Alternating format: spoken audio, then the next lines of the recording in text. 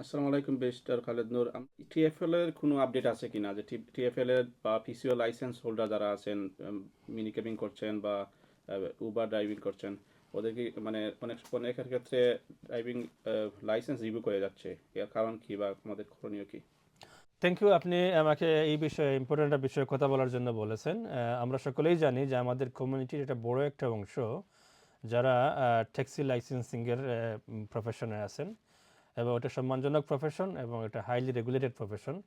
এবং এই প্রফেশনটাকে, এই সেক্টরটাকে লন্ডন ট্রান্সপোর্ট যেটা আছে, টিএফএল যেটাকে আমরা বলি, ট্রান্সপোর্ট ফর লন্ডন, এই ট্রান্সপোর্ট লন্ডনের মাধ্যমে রেগুলেট করা হয় এবং ওটা হাইলি রেগুলেটেড। এবং টিএফএল এর যে পলিসিগুলো, এটাকে ভালো করে ফলো না করলে দেখা যাবে যে আপনি লাইসেন্স হয়তো আপনি নিয়েছেন অনেক কষ্ট করার পরে, কিন্তু আপনার লাইসেন্সটাকে তারা আপনাকে ড্রাইভিং লাইসেন্সটাকে ডিসকোয়ালিফাই করতে পারে, আপনাকে লাইসেন্সটাকে সাসপেন্ড করতে পারে বা রিভোক করতে পারে।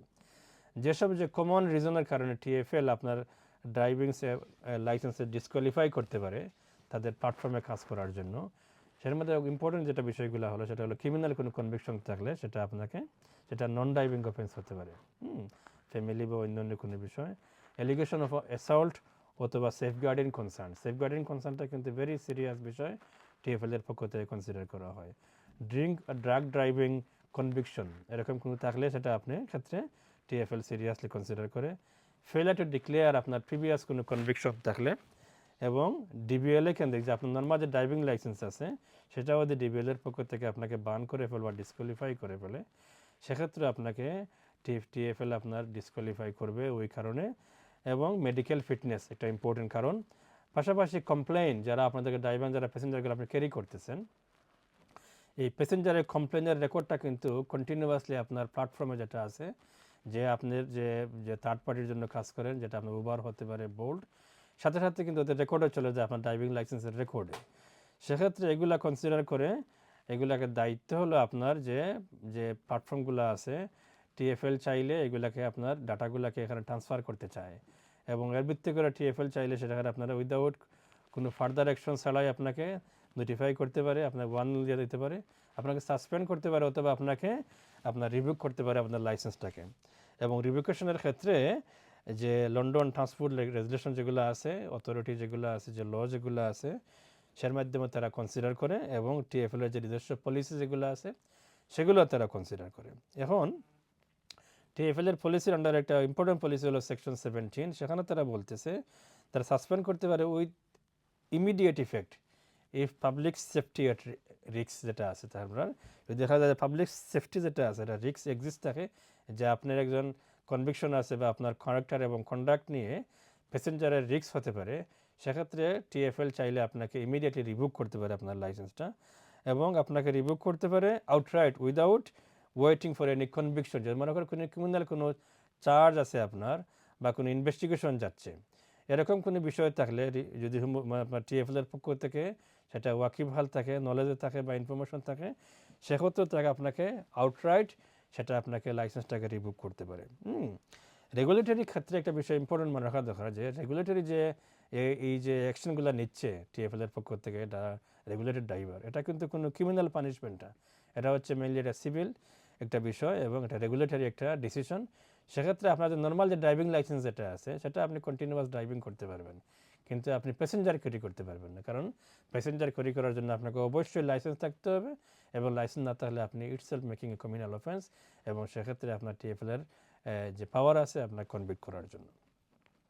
এখন টিএফএল যখন আপনার কোনো অবস্থা আপনাকে সাসপেন্ড করতে পারে, আরও কিছু বিষয় এখানে আপনার ইম্পর্টেন্ট বিষয় খেয়াল রাখা দরকার। টিএফএল যখন আপনাকে কাউকে লাইসেন্স দেয়, তাদের প্রথম ক্রাইটেরিয়া যেটা তারা কনসিডার করে অন্যান্য সবগুলো বিষয়ের পরেও, সেটা হলো আপনার ফিট এবং প্রপার পার্সন। এই বিষয়টা হচ্ছে ভেরি ইম্পর্টেন্ট টিএফএল এর জন্য, যে আপনি আসলে ফিট কিনা, আপনি প্রপার পার্সন কিনা আপনি পাবলিক ট্রান্সপোর্টে কাজ করার জন্য। কারণ আপনি অনেক ভালনারেবল মানুষকে আপনি ক্যারি করবেন, আপনি ইয়াং মহিলাকে ক্যারি করবেন, আপনি চিলড্রেনকে ক্যারি করবেন, আপনি প্রেগনেন্ট মহিলাকে ক্যারি করবেন। এমনও হতে পারে যে আপনার প্যাসেঞ্জার কেউ ড্রাঙ্ক আছে, সে খুব ভালনারেবল। এই জন্য টিএফএল চায় যারা আপনার সার্ভিস ইউজ করবে তারা যেন আপনার সেফ থাকে, আপনি ফিট পার্সন থাকেন এবং প্রপার পার্সন থাকেন।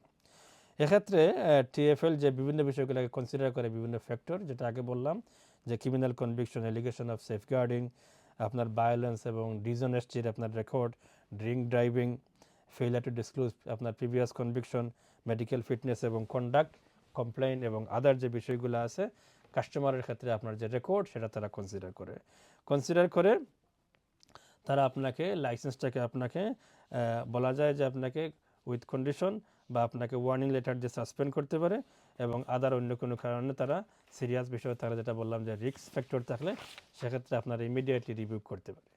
এই জন্য আপনাদের যারা ড্রাইভিং করেন তাদেরকে ভেরি কেয়ারফুল রাখা দরকার। আপনি যে সাসপেন্ড বা রিভুক করে দেয় কোনো লিগ্যাল রিমেডি আছে কিনা, চ্যালেঞ্জ করার কোনো প্রভিশন আছে কিনা। হ্যাঁ, যদি আপনাকে কেউ মানে টিএফএল আপনার লাইসেন্সটাকে রিভুক করে বা আপনাকে সাসপেন্ড করে দেয়, সেক্ষেত্রে আপনার আপিলের সুযোগ আছে। আপিল আপনি করতে পারেন উইদিন ডিসিশন পাওয়ার পরে, উইদিন 21 ডেজের মধ্যে আপিল করবেন। সেক্ষেত্রে একটা আপিলের ফি আছে এবং আপিলটা আপনার ম্যাজিস্ট্রেট কোর্টে হিয়ারিং হবে। যদিও ম্যাজিস্ট্রেট কোর্ট এটা সিভিল বিষয়, এটা ক্রিমিনাল বিষয় না, বা নর্মালি ম্যাজিস্ট্রেট কোর্টে বিষয়গুলো হিয়ারিং হয় এবং হিয়ারিংয়ের পরে যদি দেখা যায় যে ম্যাজিস্ট্রেট আপনার পক্ষতে রায় দেন, সেক্ষেত্রে আপনার ডিভিএল লাইসেন্স টিএফএল লাইসেন্সটা আবার আপনার কাছে ফিরে আসবে। এবং পাশাপাশি ইম্পর্টেন্ট বিষয় যেটা হলো, যদি আপনার এরকম লাইসেন্সটা আপনাকে রিভুক করে দেয় এবং আপনি লাইসেন্স আবার মনে করেন আপিল না করেন, সেক্ষেত্রে আপনি যেটা করতে পারেন যে আপনি যদি কোনো কারণে অ্যাপ্লিকেশনটা রিফিউজ হয়ে যায়, রিফিউজ করার পরে 20 ডেজ মধ্যে আপনি আবার রিকনসিডারের জন্য লিখতে পারবেন টিএফএলকে। এবং আবার যদি দেখা যায় আপনার সাসপেন্ড করে ফেলে, রিভুক করে ফেলে, সেক্ষেত্রে কোনো কারণে এবং আপিল করতে না চান, কিংবা সার্টেন সময় আপনাকে অপেক্ষা করতে হবে, অপেক্ষা করার পরে আপনি আবার ডকুমেন্ট দিয়ে আপনার অ্যাপ্লিকেশন করতে পারবেন। এই বিষয়টা লেংথি বিষয়, আমরা সংক্ষেপে বললাম এবং আশা করি আপনাদের উপকার হবে। তবে কারো কোনো বিস্তারিত আলোচনা করতে চাইলে আমার সাথে যোগাযোগ করতে পারেন। যতটুকু সম্ভব আমাদের পক্ষ থেকে আপনাদের হেল্প করবো। সবাই ভালো থাকেন। রমজান মোবারক।